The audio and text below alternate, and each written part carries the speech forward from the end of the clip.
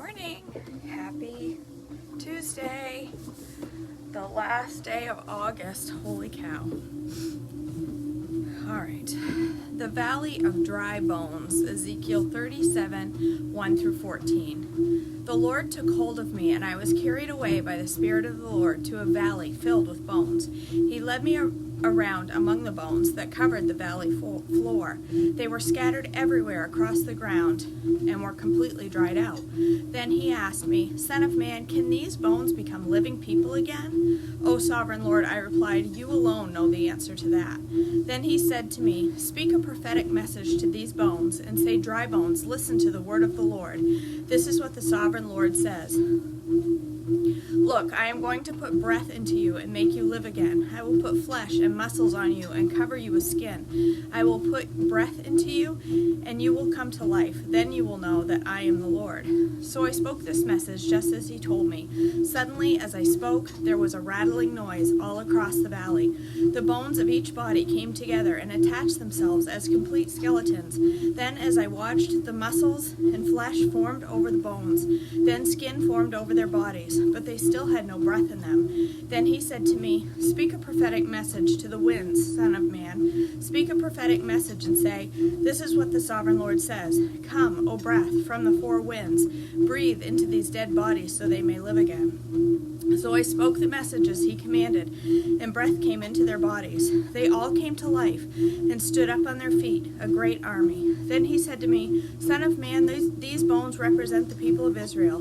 They are saying, We have become old, dry bones. All hope is gone. Our nation is finished. Therefore prophesy to them and say, This is what the sovereign Lord says.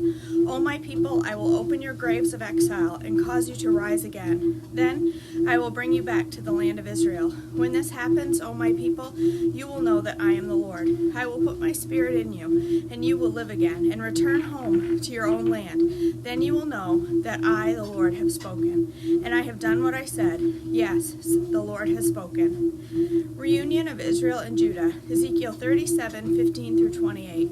Again, this message came to me from the Lord. Son of man, take a piece of wood and carve on it these words. This represents Judah and all its tribes. Then take another piece and carve these words on it. This represents Ephraim and the northern tribes of Israel. Now hold them together in your hand as if they were one piece of wood. When your people ask what your actions mean, say to them, This is what the sovereign Lord says. I will take Ephraim and the northern tribes to join them in Judah. I will make them one piece of wood in my hand. Then hold out the pieces of wood you have inscribed so the people can see them, and give them this message from the sovereign Lord. I will gather the people of Israel from among the nations. I will bring them home to their own land from the places where they have been scattered. I will unify them into the nation on the mountains of Israel. One king will rule them all. No longer will they be divided into two nations or into two kingdoms. They will never again pollute themselves with their idols and vile images and rebellion, for I will save them from their sinful apostasy. I will cleanse them. Then they will truly be my people, and I will be their God. My servant David will be their king, and they will only have one shepherd. They will obey my regulations and be careful to keep my decrees. They will live in the land I gave my servant Jacob, in the land where their ancestors lived. They and their children and their grandchildren after them will live there forever, generation after generation. And my servant David will be their prince forever. And I will make a covenant of peace with them, an everlasting covenant. I will give them their land and increase their numbers, and I will put my temple among them forever. I will make my home among them, and I will be their God, and they will be my people. And when the temple is among them forever, the nations will know that I am the Lord, who make Israel holy.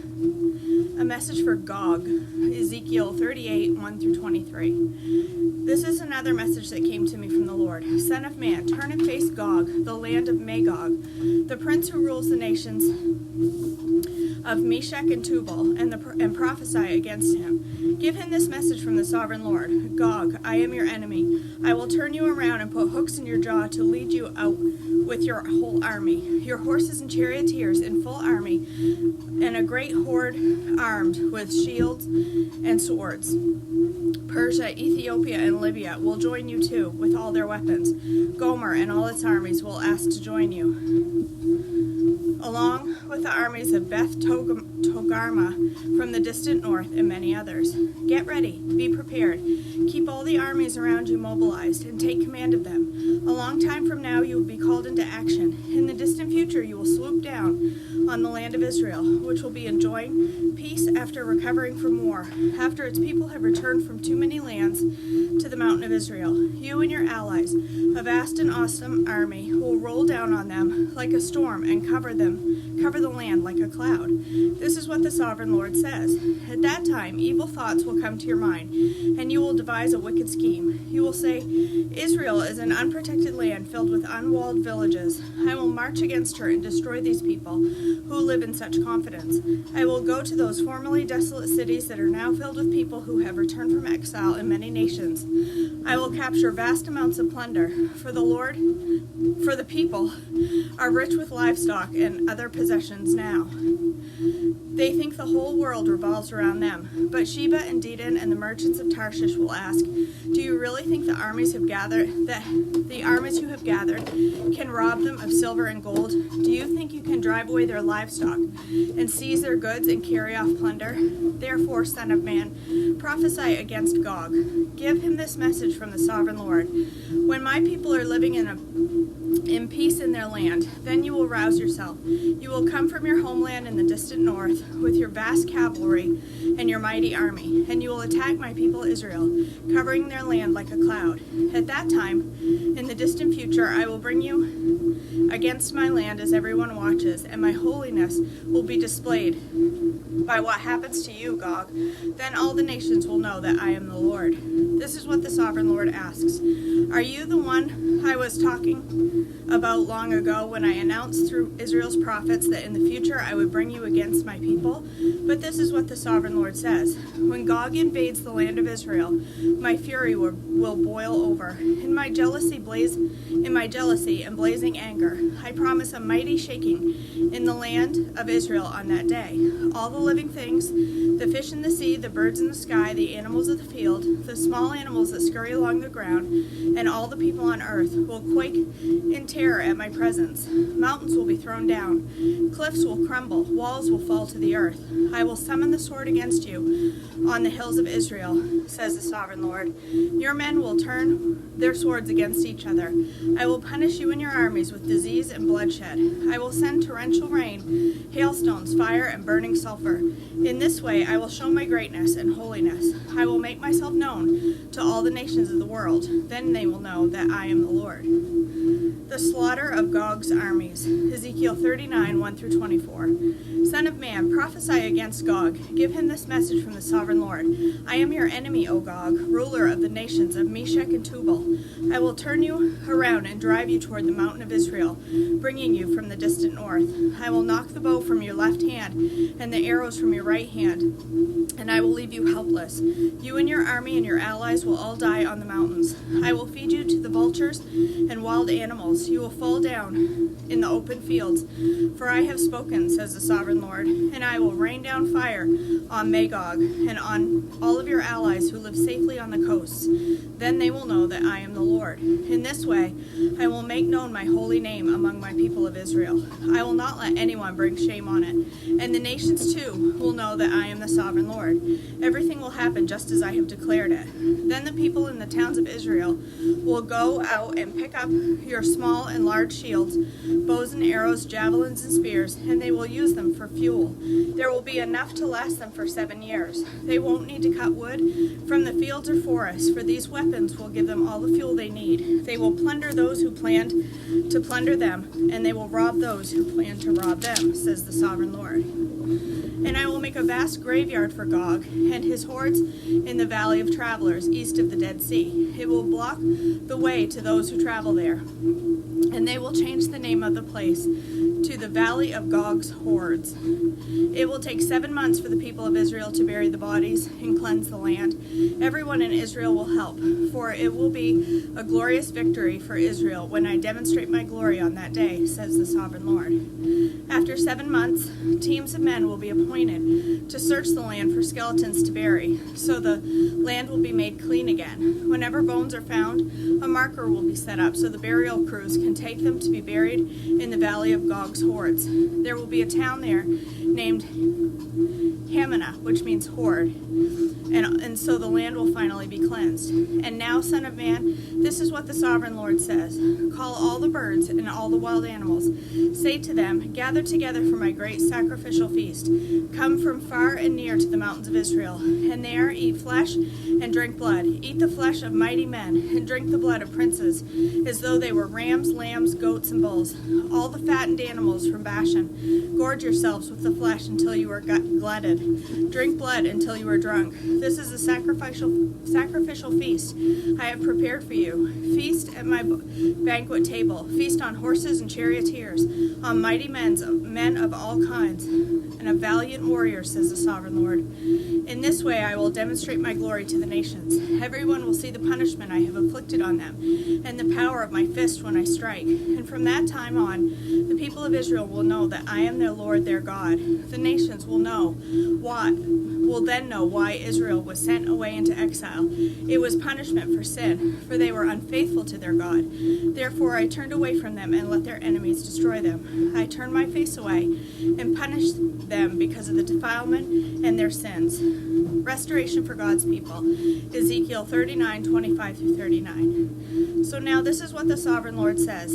I will end the captivity of my people, and I will have mercy on all of Israel, for I jealously guard my holy reputation. They will accept responsibility for it, their past shame and their unfaithfulness, after they come home to live in peace in their own land, with no one to bother them. When I bring them home from the lands of their enemies, I will display my holiness among them for all the nations to see. Then my people will know that I am the Lord their God, because I sent them away to exile and brought them home again. I will leave none of my people behind, and I will never again turn my face from them, for I will pour out my spirit upon the people of Israel. I, the Sovereign Lord, have spoken. A warning for Pharaoh, Ezekiel 32:1-16, 585 BC. On March 3rd, during the 12th year of Jehoiachin's captivity, this message came to me from the Lord. Son of man, mourn for Pharaoh, king of Egypt, and give him this message. You think of yourselves as strong young lion among the nations, but you really are just a sea monster, heaving around in your own rivers, stirring up mud with your feet. Therefore, this is what the Sovereign Lord says. I will send many people to catch you in my net and haul you out of the water. I will leave you stranded on the land to die. And all the birds of heaven will land on you, and all the wild animals of the whole earth will gorge themselves on you. I will scatter your flesh on the foothills, and fill the valley with your bones. I will drench the earth with your gushing blood, all the way to the mountains, filling the ravines to the brim. When I blot you out, I will veil the heavens and darken the skies. I will cover the sun with a cloud, and the moon will not give you its light. I will darken the bright stars overhead, and cover your land in darkness. I, the Sovereign Lord, have spoken. I will disturb many hearts when I bring news of your downfall to distant nations you have never seen. Yes, I will shock many lands, and their kings will be terrified at your fate. They will shudder in fear for their lives as I brandish my sword before them on the day of your fall. For this is what the Sovereign Lord says. The sword of the king of Babylon will come against you. I will destroy your hordes with swords of mighty warriors and terror of the nations. They will shatter the pride of Egypt, and all its hordes will be destroyed. I will destroy all your flocks and herds that graze beside the streams. Never again will people or animals muddy those waters with their feet.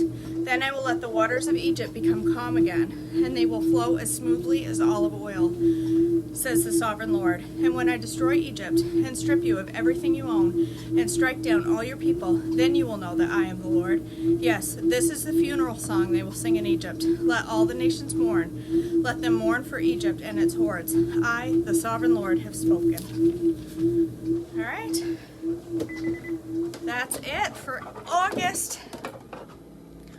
Whew, it's muggy. All right, you guys. So, thank you for joining me this morning. I am going to go upstairs and make breakfast, but not for a while. So I have got to run an errand. I've got to go to town first and then come back. And when I come back, I'm going to have a mocha frappuccino this morning and full of protein. And then I'm going to have it with some of my pumpkin bam cake that's already made because it's so good and it's waiting there for me. So I'm going to have a mocha frappuccino this morning.